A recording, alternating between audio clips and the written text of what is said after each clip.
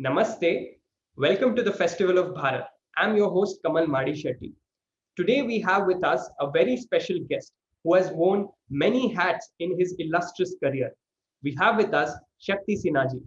Shakti ji is currently the Honorary Director of the Atal Bihari Vajpayee Institute of Policy Research and International Studies at the MS University, Vadodara. He is Distinguished Fellow at the India Foundation and also formerly the Director of Nehru Memorial Museum and Library. He has had a very illustrious career in the Indian Administrative Service, during which he has also very closely worked with former Prime Minister Atal Bihari Vajpayee. Today, we are going to discuss with him a wide variety of subjects, including his most recent book, Vajpayee, The Years That Changed India. Namaste, Shakti ji, and welcome to the Festival of Bharat. Namaskar, Kamal. Thank you very much. Pleasure to talk to you. Look forward to your questions. Thank you so much, sir. It's a pleasure to have you at the Festival of Bharat.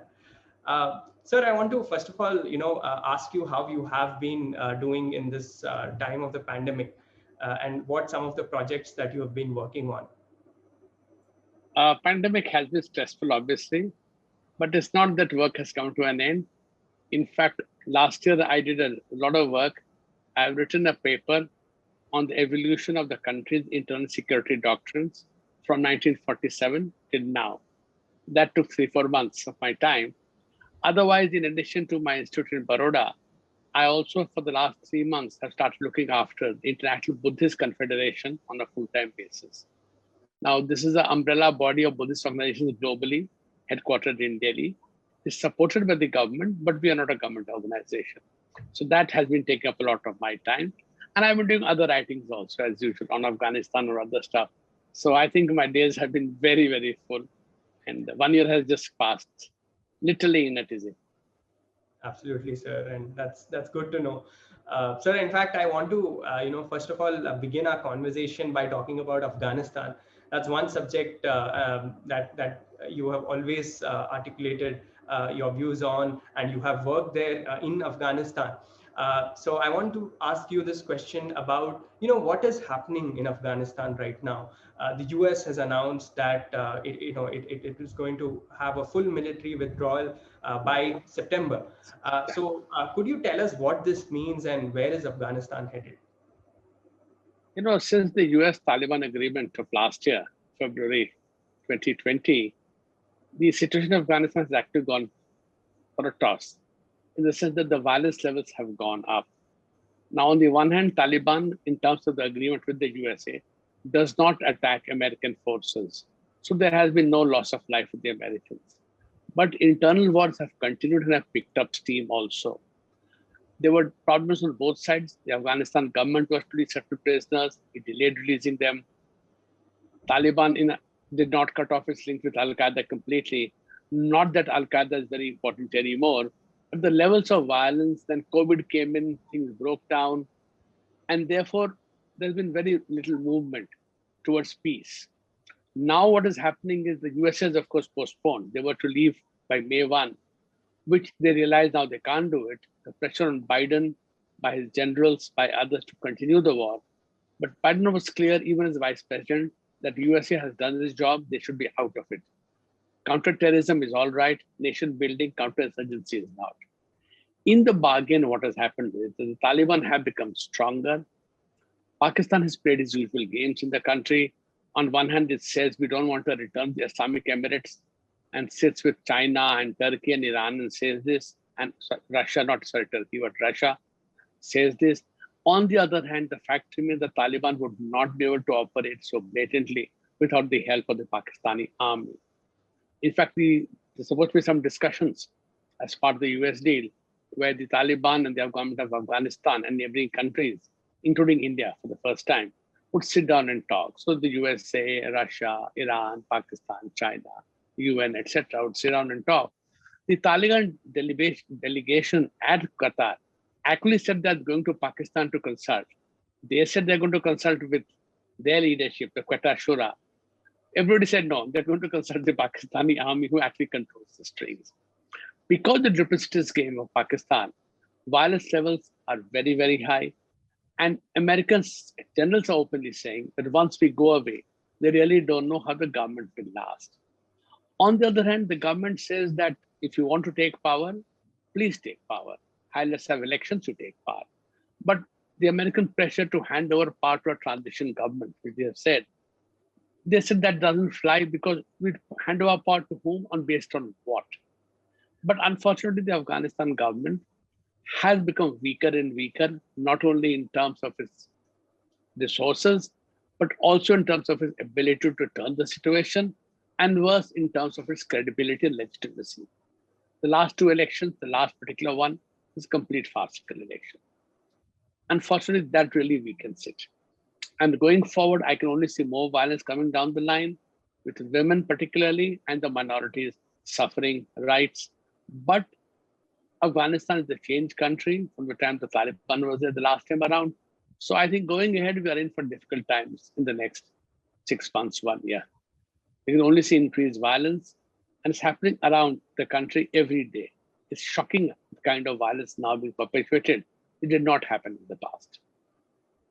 Absolutely, sir. I mean, it is indeed a very, grim situation, and I hope things improve for the better. But like you said, I mean, much remains to be seen.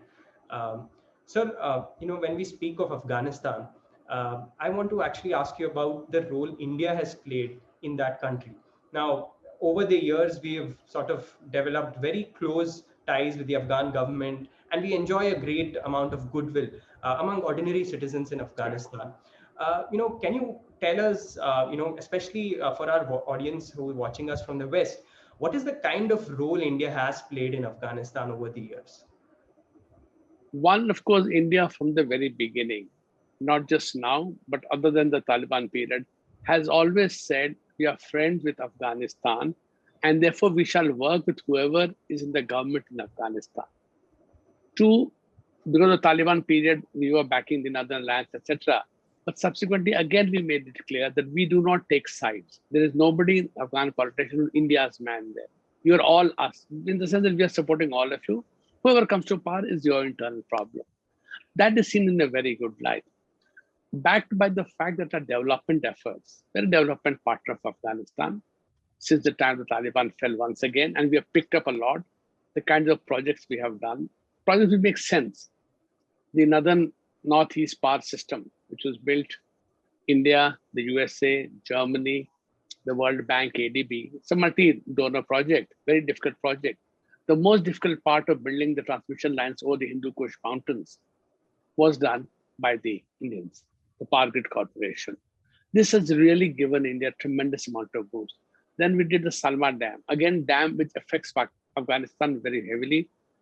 The kind of power available to Western Afghanistan, particularly Herat, additional irrigation system. That again is and working in an area full of insurgency, full of the Taliban, and all kinds of other players. We did deliver that. We delivered on roads. We delivered on education. We give 1,000 scholarships a year. India does that. In addition, at any given moment, there are a few thousand other Afghans studying in India.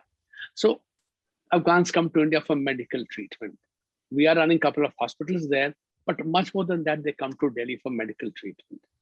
They come for education, as I mentioned. Many of them want to keep their families here because the situation is deteriorating.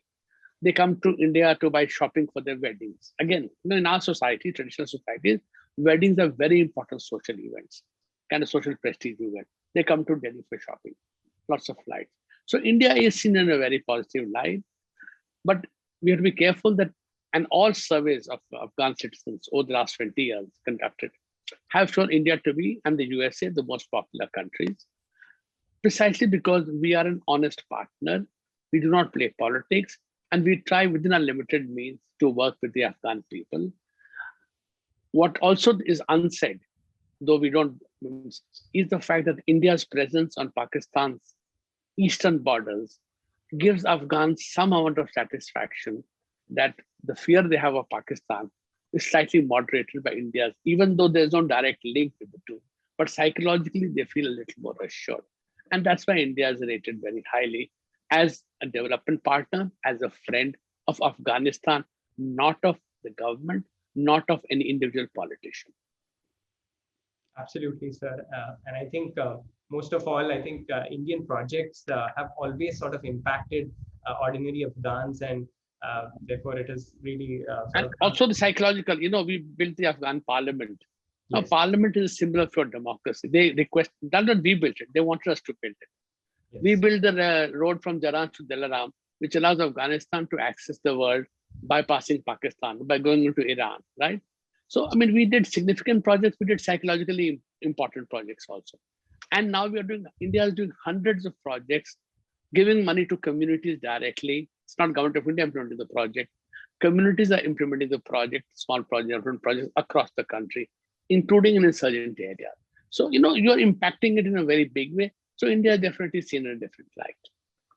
absolutely, sir. And it was very heartening to read recently about a project that India is doing in Kabul, I believe, which has to do with drinking water, and there's a huge water issue there. The Chateau Dam, yeah. Yes, yes, sir. So thank you, sir, for throwing light on those aspects. So when we talk about the kind of impactful role India has played in Afghanistan, one cannot sort of contrast it with the other neighbor that Afghanistan has, and that is Pakistan, which in many ways has played a very diametrically opposite role. And it's an open secret that Pakistan has sponsored and supported the Taliban for many decades now. And it has been responsible for the tragic situation that Afghanistan finds itself in. But taking a step back, sir, I wanted to ask you, how could Pakistan manage to do this in the first place? And, if you could tell us what the genesis of this, Pakistan-sponsored terrorism was inside Afghanistan. President Ghani just announced the other day, now that the American soldiers are going away, Pakistan has an opportunity to turn the leaf and become a country involved in regional peace rather than regional disturbance. That's a very strong statement. And they're saying it again and again. Now, Pakistan, for some reason, which I will explain, needs an unstable Afghanistan. It does not want a stable Afghanistan. One, of course, is the old border issue. What large parts of what is now Pakistan was Afghan territory. By the Treaty of Gandamak in 1893, the British took it on lease literally for 100 years. In 47, Pakistan wanted to join the United Nations as a new country. Afghanistan objected to it, saying that the borders are unsettled. Those are our territories in occupation. So one, Pakistan has been afraid of Pashtun nationalism, because Pashtuns are on both sides of the border. There are more Pashtuns in Pakistan than in Afghanistan. So they were worried about the border issue, that Pashtun nationalism can remove the borders and threaten Pakistan. That's the early stages. So they undercut Pashtun nationalism by using Islam in those areas and replacing the politics of the place, from the politics of nationalism to the politics of Islam and jihad. That's one. Second also is that, Afghanistan is a country of many ethnicities. The Pashtuns are there, the Tajiks are there, the Hazaras, the Uzbeks, and at least half a dozen others are there, including smaller ones, including the Brahmi, who speak a Dravidian language, in fact. Very small community that there, right? If that country, multi-mosaic country, becomes a strong, stable democracy, a peaceful country, what does it say to this neighbor, Pakistan? If we can become a strong democracy, why is Pakistan in this country, a country which is in eyes in deceleration, the whole neighborhood? That puts pressure. So it's not in the interest of Pakistan to have a stable, good, prosperous, democratic, Republican Afghanistan. They also realize that a stable Afghanistan would have good relations with India for its own interest. Again, there's something that irks them. So there is no India-Afghanistan conspiracy against Pakistan. It's the Afghan need to get more space in the relationship with Afghanistan that they see India. So for all these reasons, since the 70s, the Pakistani army, starting in 73-74 with the Jamaat-e-Islami, has been working to undercut stability in Afghanistan. They started earlier on. Once the Soviet occupation happened, then the jihadi groups, the 7 jihadi groups were located in Peshawar. So on one hand, in that period onwards, Pakistan has hosted millions of Afghans. To Pakistan's credit, they have hosted millions of Afghanistan. But they use also that to undercut stability of the political system, social stability, and political stability of the country. So obviously, this kind of double game that they have been playing, when their favorite Hakmatyar did not deliver after the Soviets left, they switched support to a new group called the Taliban. And I'm sure that tomorrow, if the Taliban come to power, stabilize Afghanistan, Pakistani army will find some other actors like the IS to again destabilize it. So this Pakistani army's conscious need, quote unquote, for purely domestic reasons, they have to dominate Pakistan. They cannot allow Pakistan to become a regular democratic country, but to remain a security state. For its internal domestic reasons, it suits the Pakistani army to keep destabilizing Afghanistan and by keep playing games. So on one hand, they announced 2 days ago that, not announced, but leaked it, that they're unhappy with the Taliban. They want to have a deal with Ghani. Idea basically is to cause confusion. Ghani feels, oh, I must talk to the Pakistan, so I'll give up some of my demands, but he'll get nothing in return. That is the whole idea, you know. So it's a very dirty game. It's a very dangerous game. And as I said, on one hand, you must appreciate them for hosting millions of Afghans for decades.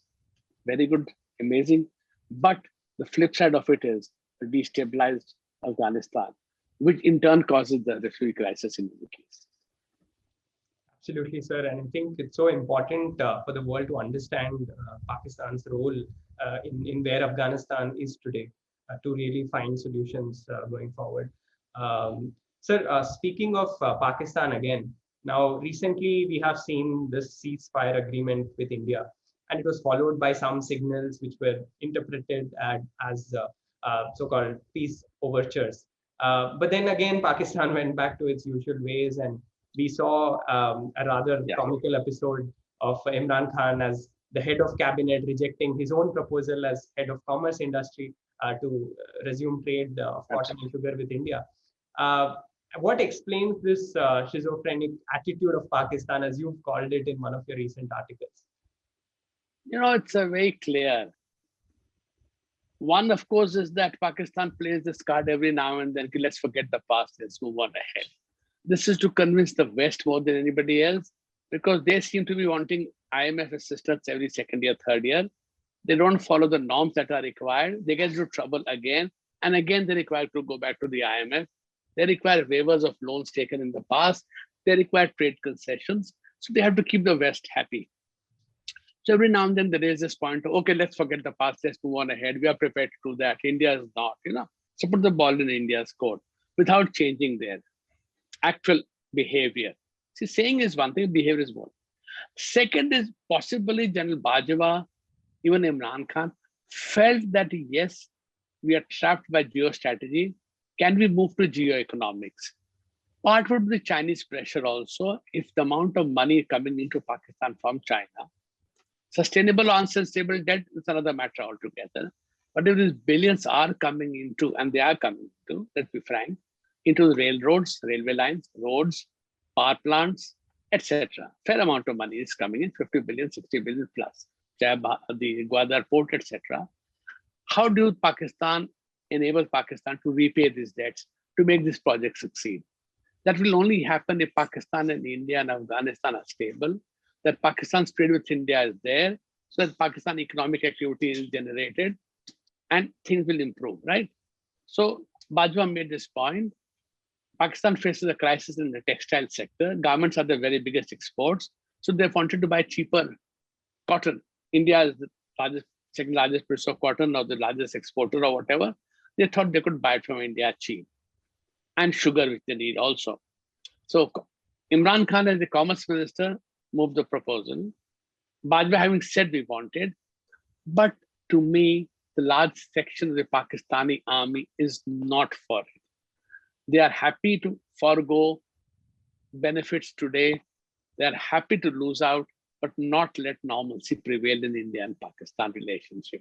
So they then got other ministers, foreign minister, Minister of Human Rights, Shid Mazari, etc., to speak up. Oh, you betrayed everything that we have done. We've given them Kashmir, opening up trade to India. What have we got out of it, etc., etc. That forced Imran Khan to back out.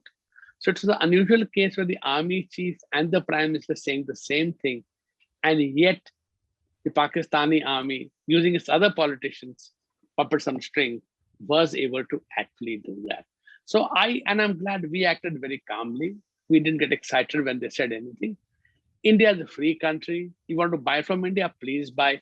Don't want to buy? Don't buy from India. You're not making me doing a favor to me for buying. You're buying cotton and sugar because you need it. See, trade happens between companies, not between countries. Companies are located in countries, fine.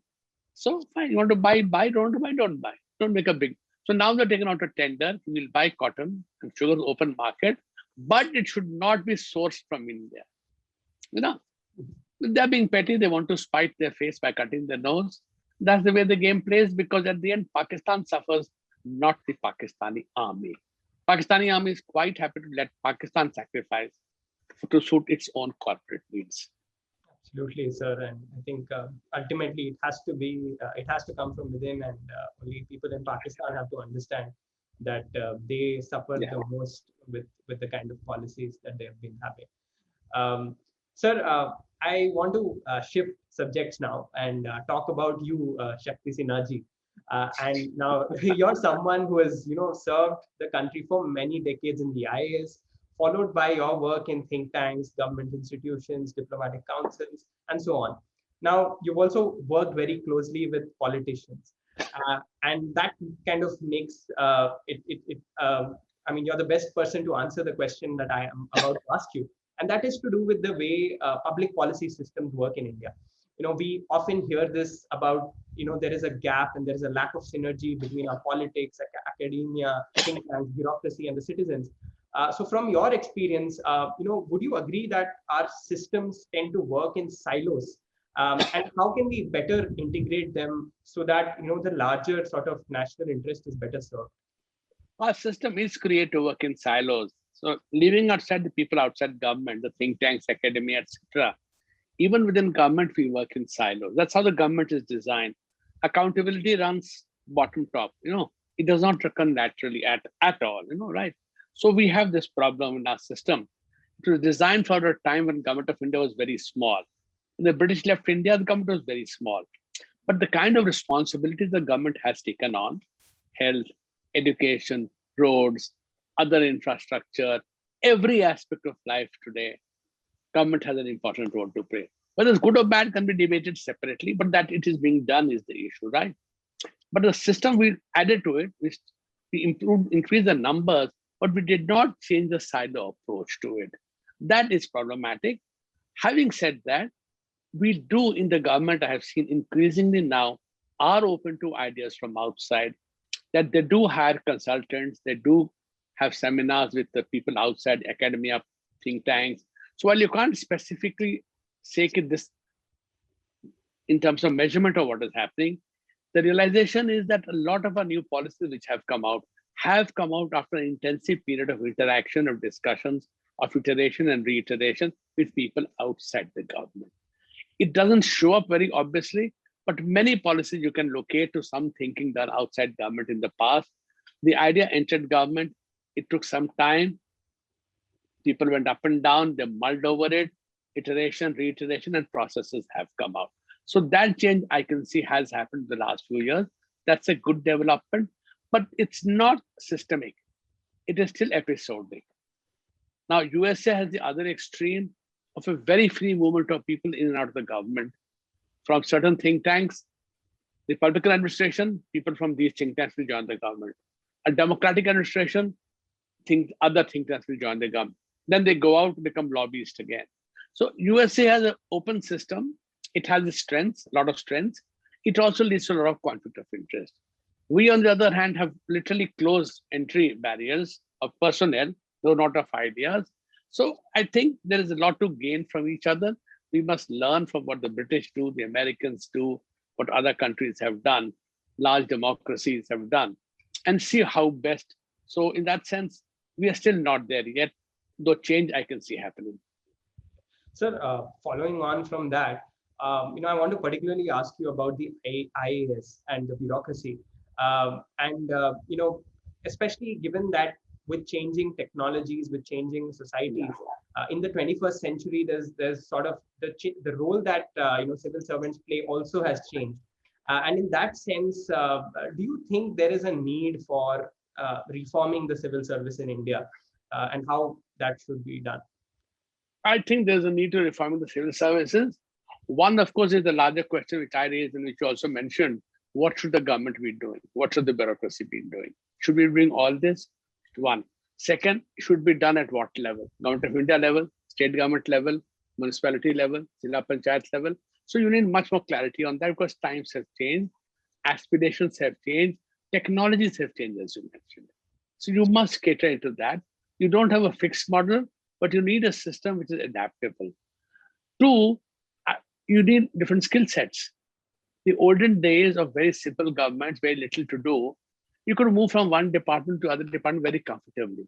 Today's age, with literally hyper knowledge age, ecological age, you need to be really on the ball very quickly. And it's very difficult to do.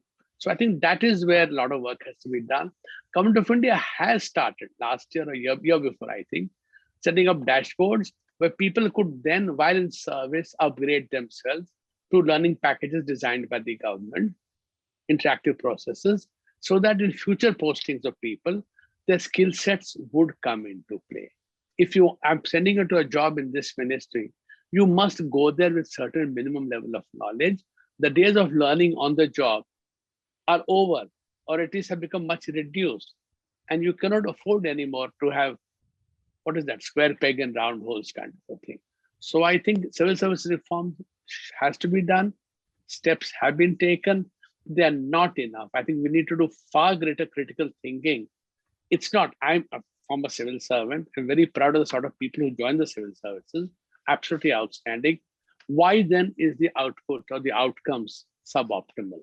That is a hard question that must be asked, not once, not at one level, but at every level and all the time. Because the days of fixed systems are over. You need far more open systems of ad hoc groups being formed, task groups formed, sorting out a problem. When it's over, dissolve the group, let them take on some other challenge with a different membership also. So I think we have to move to a very different government structures, flexible, permeable, lots of osmosis to really be able to tackle the requirements and the challenges of the 21st century. Absolutely, sir. And I think given the dynamic nature of the challenges that we face, I think the structures also have to be dynamic. Otherwise, we are always solving yesterday's problems. They're always. I'll just tell you an example. The tsunami of 2004 winter, horrible tsunami, it devastated the Andaman Islands. Some islands lost 1/3 of their population, completely destroyed a lot.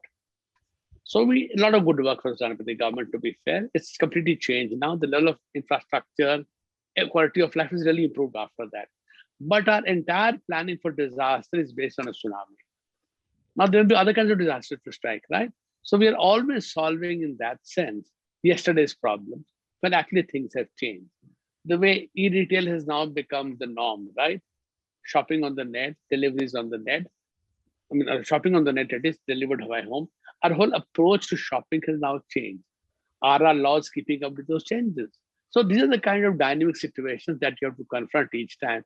Because today's dynamic situation becomes tomorrow's stagnant situation unless you're coping up with the change, and being ahead of the curve and not following the curve. Absolutely, sir. Thank you so much for sharing all of those insights with us, sir. Sir, I want to shift subjects again and now talk about your recently published book, Vajpayee, The Years That Changed India. Now, before I talk about the book itself, I want to first of all ask you about Vajpayee ji as a person. And you've worked with him very closely and you knew him like few other people did. So could you tell us what was Vajpayee ji like as a person? One very relaxed person, very down to earth, very comfortable with policy issues, prepared to read up and understand policy issues. So easy to work with. He is not a hands-on in the sense that he doesn't do any backseat driving. So let people solve problems. Did not immediately respond to any problems by offering solutions, but letting the system itself generate it. But when the need came to finally bite the bullet, they're willing to do biting the bullet. So on one side, that is very much there, but people should remember. Very, very important. On the other hand, because he was a national level politician all the time, not a state level politician ever, most people start at the district level, MLAs, ministers, state governments, some Jila Panchayat, some even lower. Others, he was started at the national level from the very beginning. This being the situation, many issues were of the state level or the ground level issues were not issues that he was particularly comfortable with. But to be fair, always open to ideas, very democratic in terms of who could give ideas, no hierarchy there. Anybody could, in the group meeting, anybody could speak up, always willing to listen and try to understand it, because he recognized his own limitations. Most people do not recognize their limitations. We have the answers, but not the questions. That was the advantage, that he was always open to ideas. Absolutely, sir. And no wonder he was. And therefore easy to work with. Because he was not that hard driving person, but person willing to give you space. Absolutely, sir. And he was so loved by the ordinary people, and I'm sure even people around him had the opportunity to interact with him and then sort of understand him so much more.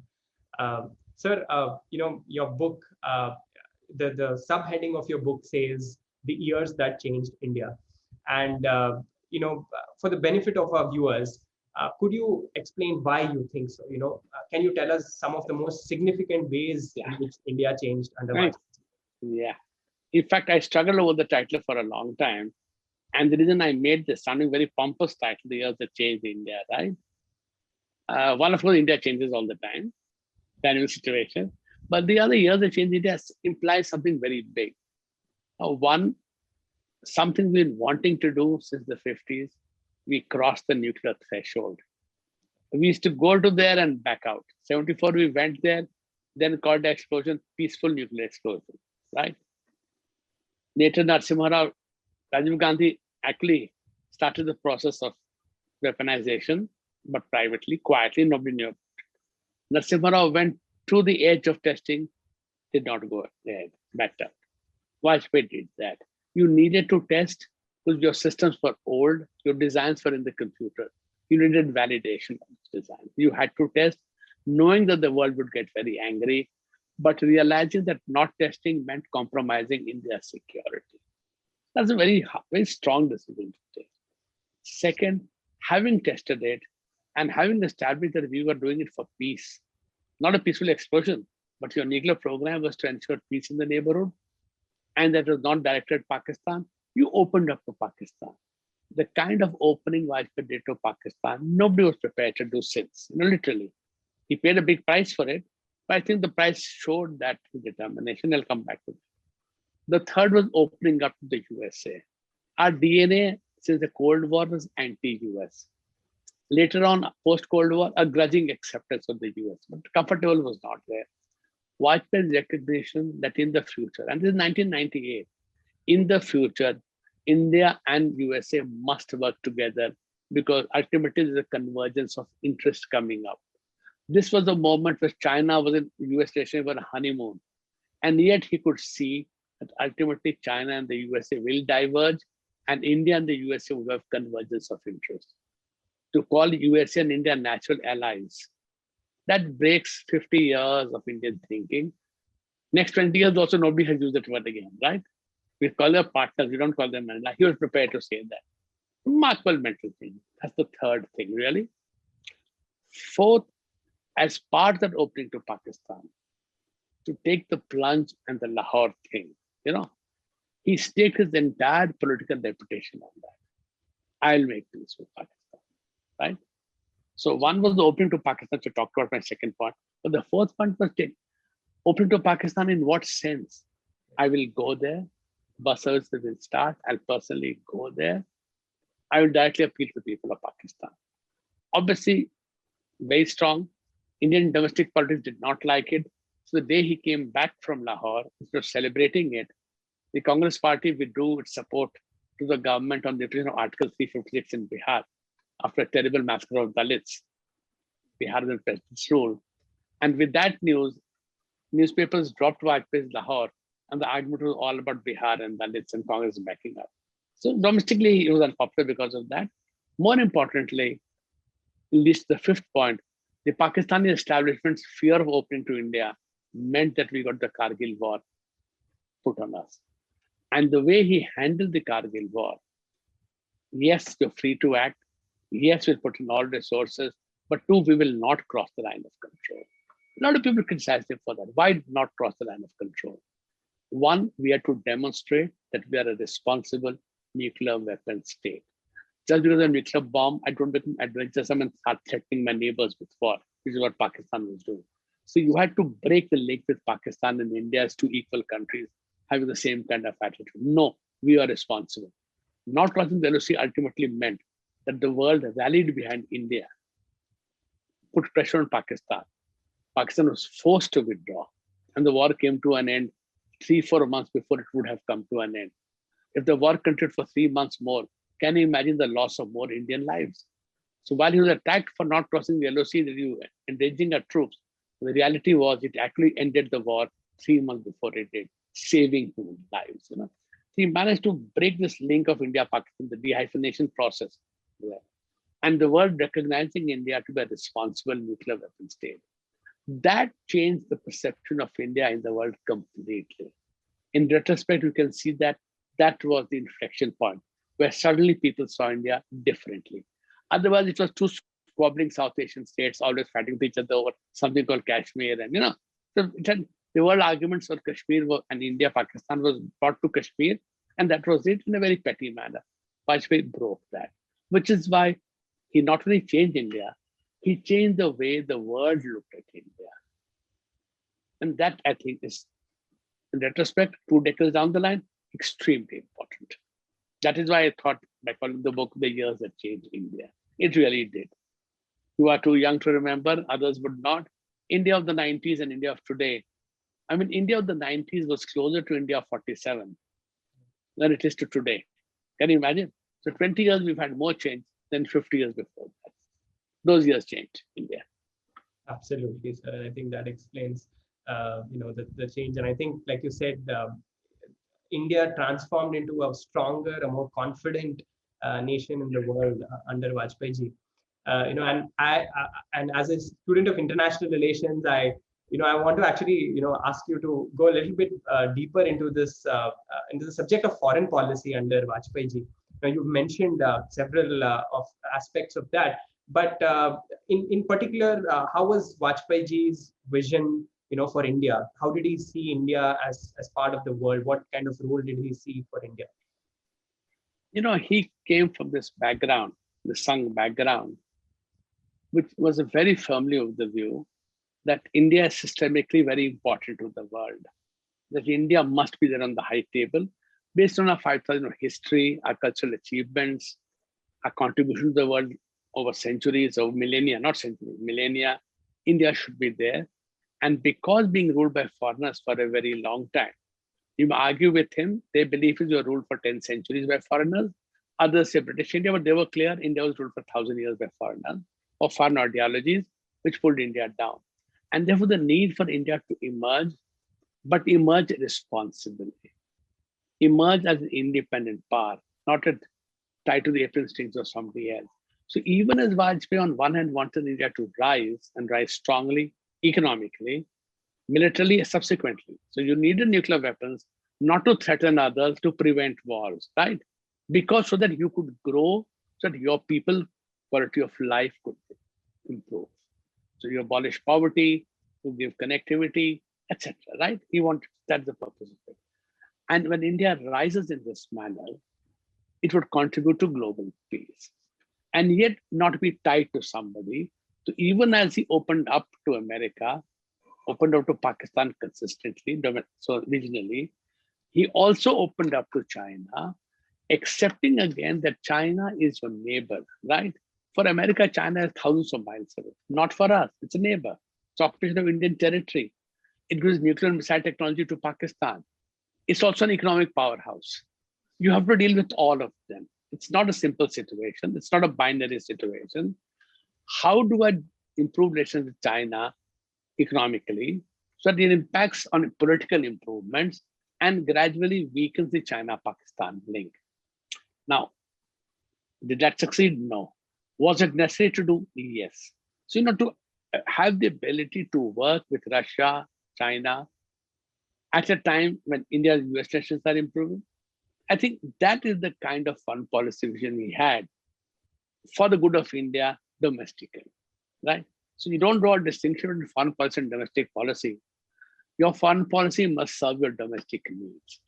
And yet you believe that Aryavat, Bharatvat, whatever you call it, we have a certain place in the world which has been denied to us too long. So it's a mixture of domestic, but also the aspirational India coming together. That is, I think, the most important part of his thinking, huh? That I could sense from his actions. See, what a person says is not important. It has importance, okay. Not it has importance, but it's not everything. Does the person show that in his or her behavior, actions, etc.?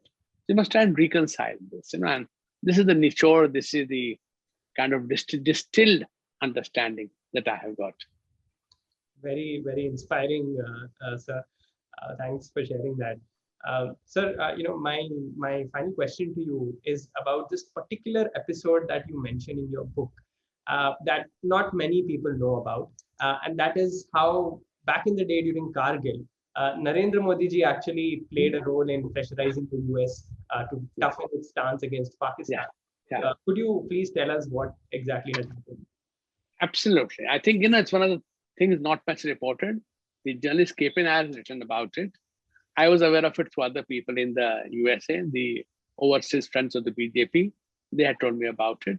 So when the Kargil war happened, so the US Congress, the committee on South Asia, the House committee, subcommittee on South Asia, decided to have a certain language to pull up Pakistan. And they informally agreed on the language. That language would amount to a slap on the wrist. That is it. So they were in the Indian community, the leadership was not very happy with it, but they did not know what to do.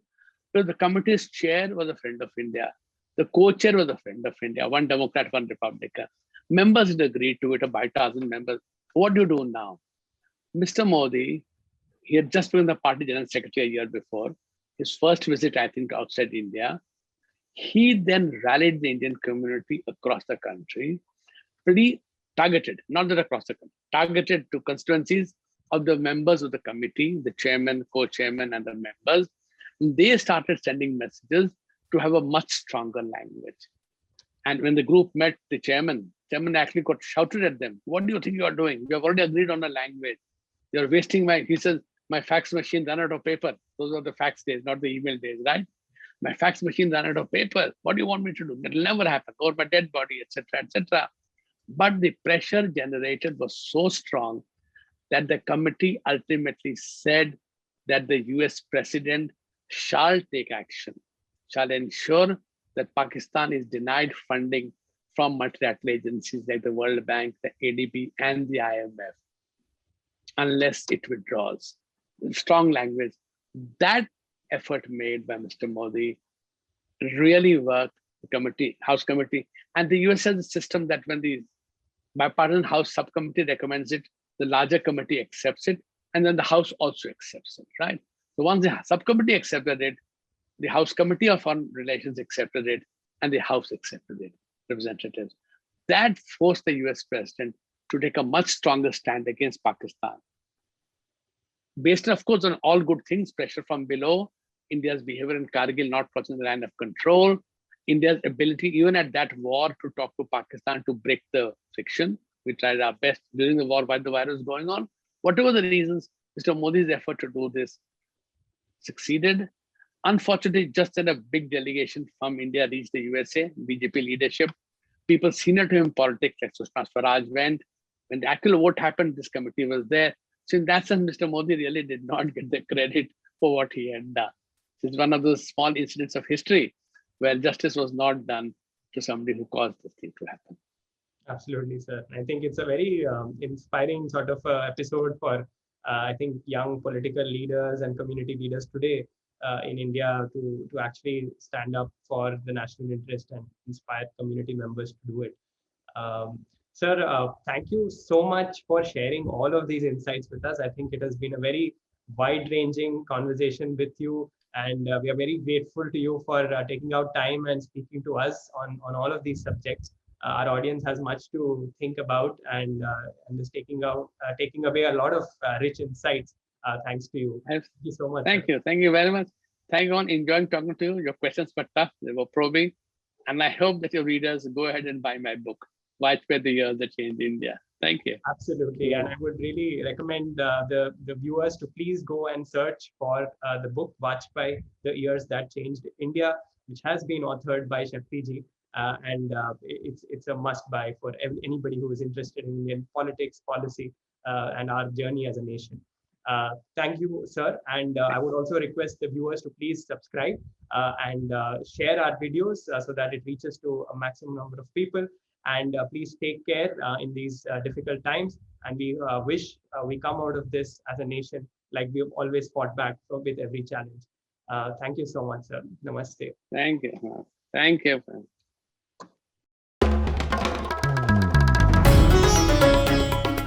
Namaste. We hope you enjoyed this Citti Media content.